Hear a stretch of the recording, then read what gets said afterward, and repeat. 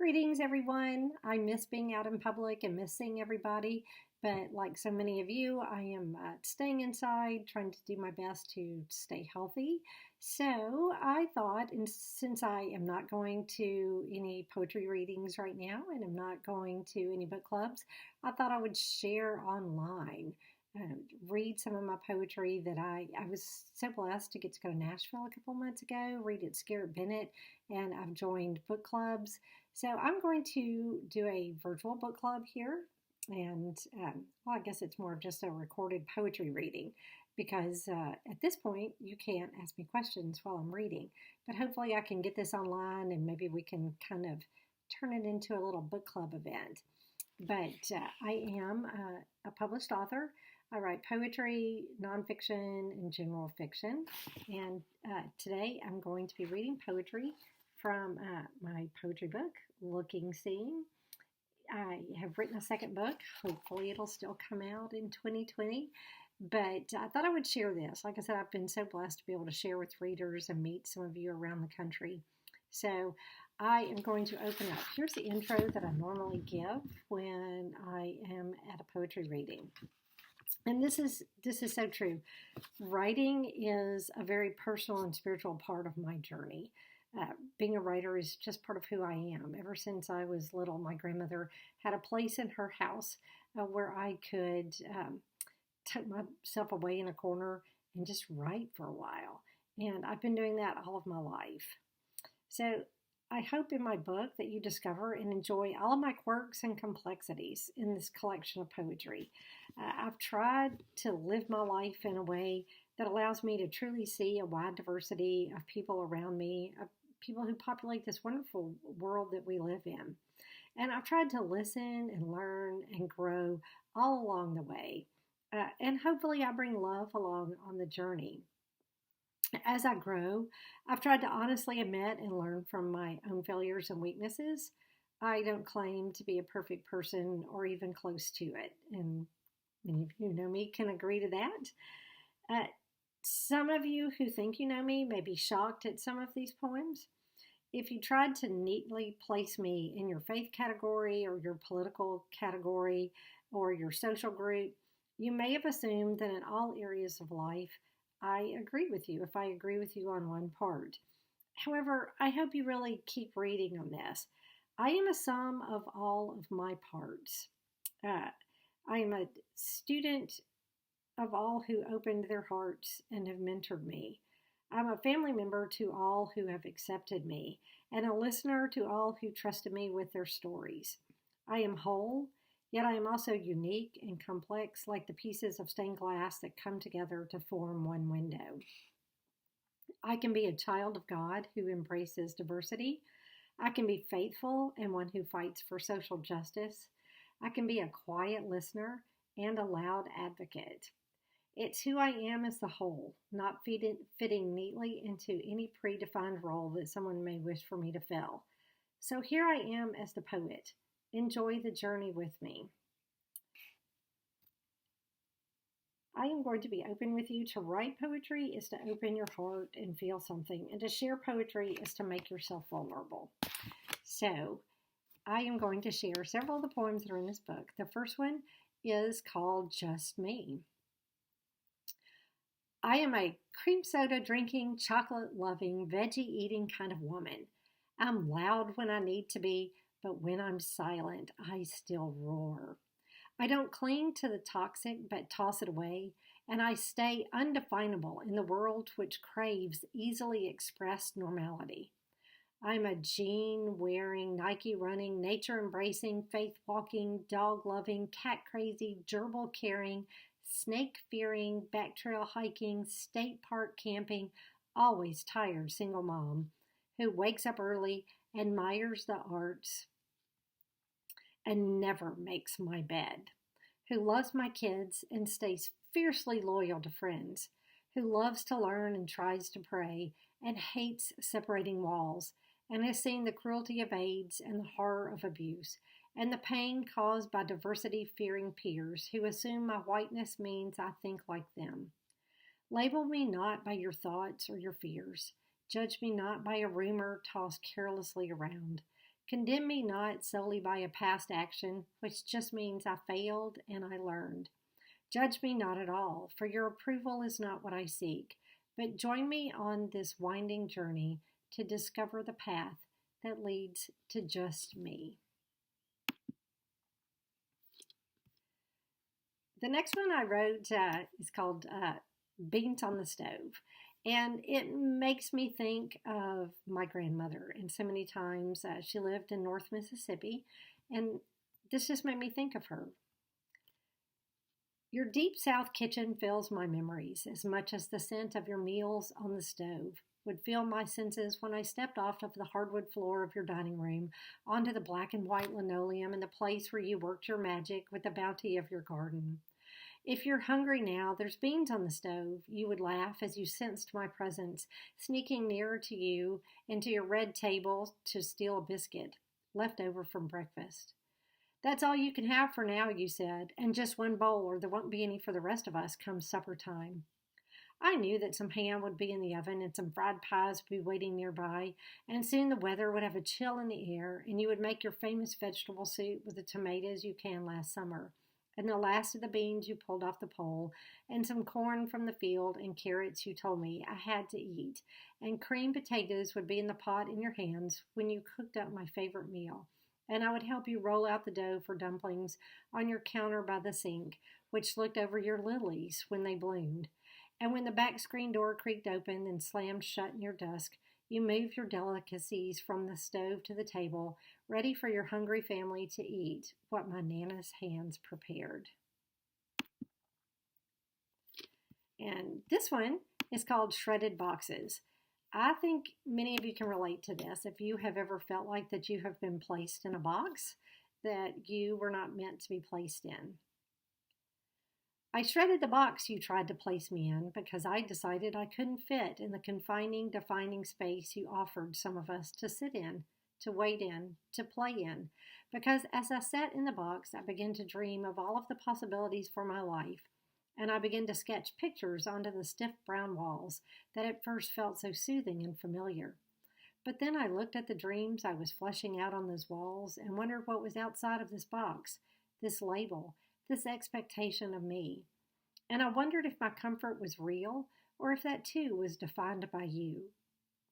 And so I raised my head above the folded edges of the box, past the world you had built for me, and it told me I was so very safe in, and I saw colors flying past, not confined to my sketches on the wall of the box, and I saw life dancing past, and heard the new rhythms of so many songs, and my faith asked me if I was scared to step out of the box, and I almost said yes, because you told me that a life inside the box was best.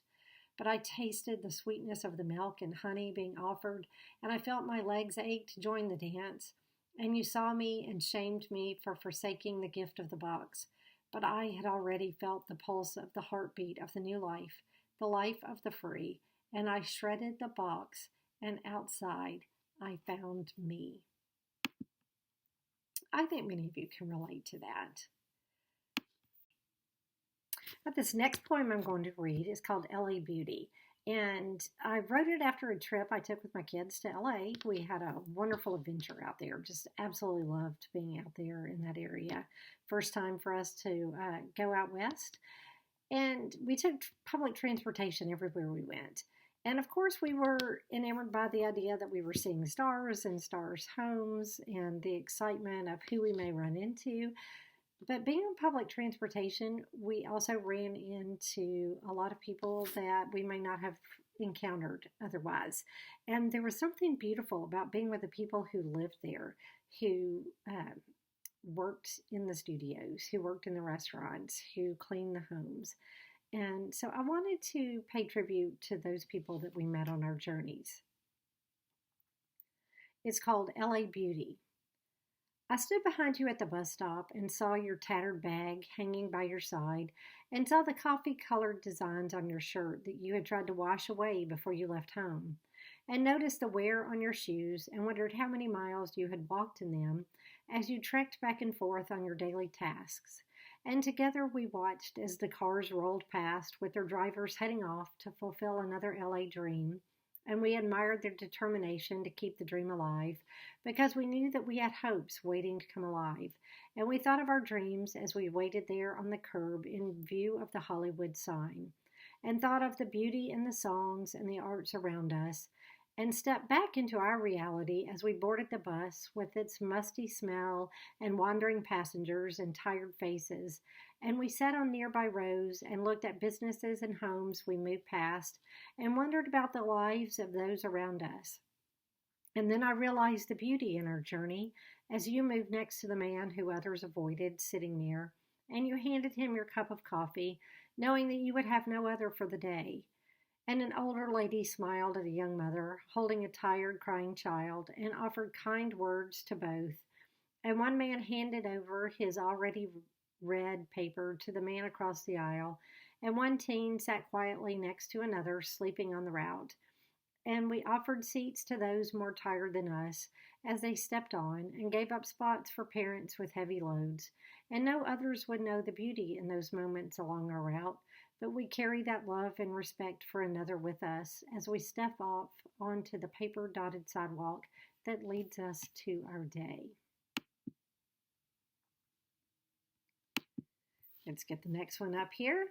You were there. This was written with a friend of mine, and sometimes just we have those special people in our lives that just know how to reach out and touch us in just the right moment. This was called You Were There. You were there in the center of the room, welcoming others into the moment, taking hands, offering hugs, showing gratitude for their presence. And I entered from the far back and moved to the wall and tried to assess what I should do on this night when I came in as unexpected as snow on a late spring day, with no plans of what to say or how to move through the moment with those who knew how to belong. And you saw me as I bypassed the line for fear of having to converse with others that I did not know how to trust or how to make small talk, as if I understood the world through which they moved. And I glanced in your direction, wondering if you felt shame or joy in having to find me there. And I feared that I had disappointed you with an appearance from someone who others would say, "How does she dare?" But without hesitation, you held out a hand and took mine, pulled me into a hug that spoke to the room, and said you knew my name and called me friend. And then you accepted me there in the presence of others whose appearance fit the scene much more than I ever could. And your voice spoke with love, and your hands held onto mine as you spoke my name to others and confirmed that you accepted me as an unexpected gift, without defining me as a burden to be explained. And in the room, I knew I was real and whole, and seen through the eyes of one who knew that when love reaches out, hope begins, and you were there to usher it in. For all of you that are hearing this, I hope all of you have someone that ushers in hope and love for you. That is just one of my biggest wishes. This one is called Morning. To touch upon the morning with the restless spattering of squirrels, the rustle of leaves from birds taking flight and then landing and chattering with others on the wire. To touch upon the morning with the caress of a breeze upon my cheek, the hug of the new grass wrapping around my feet, and the dew wandering across my skin. To touch upon the morning and share the day divine. I know many of us are touching upon mornings with new routines and trying to figure out new options for our life, but I hope that you still see beauty and joy and hope in your mornings. This is a little bit heavier poem because during this time we're also admitting that there is still death around us, there is still sickness. This one is called Last Breath. I know I had loved you as fully as I knew how to love. I know it was time to say goodbye, to end your suffering, to release you fully into the hands of God. I thought I was ready, I had prepared, but I feel unsure of how to let you go, lost without the phone call, empty without your hands reaching out to hold mine, as I search for a new path through the grief shadowing me now. You were a memory sharer, my best friend, my teacher, my comforter, the one who worried about me, the one who knew me from birth. the one who held my children as tightly as you first held me, the one who was so different from me, yet still so much the same, my mother, forever and always. I will love you as I journey forward. I will love you throughout eternity. I will carry your stories and share your hopes and laugh at jokes I would have told you and remember your words and cherish your pictures, the ones in frames and the images of you in my heart. You are loved, you are remembered, you are both at home and forever here in me. Now, I wrote this after a friend's mother passed away, and I watched her travel through grief and creating a new normal. And so I'm thankful that she allowed me to walk part of that journey with her and to share in her grief. This one is, I have a musician. One of my children is a musician, and this one is simply called Musician. Did you know I was hiding on the steps last night, waiting for your magic? And suddenly it came welling through my evening dreams, wandering through my soul. You carried me by music to a land beyond my reach, and you lifted me with laughter as your fingers stroked the keys. And from my hiding place I leapt and I danced across the moon as your magic carried me, and you made my nighttime sing. I hope you're filling some of your days with music right now. This poem is simply called The Days. The days passed by so quickly, some without the joy I thought I was always carry with me. I try to recapture it by hearing your voice call my name, as you did through all my childhood, calling me for meals or church, or to remind me of a chore, calling me to share news, or just to check in. You walk with me even on days when we are not together, on days when I am closed in an office with numbers swirling around in a tornadic frenzy, until I gather them to their cells on the spreadsheet before me. You are with me when I worship, even when you are in a church miles away or resting at home because you can no longer make the trip.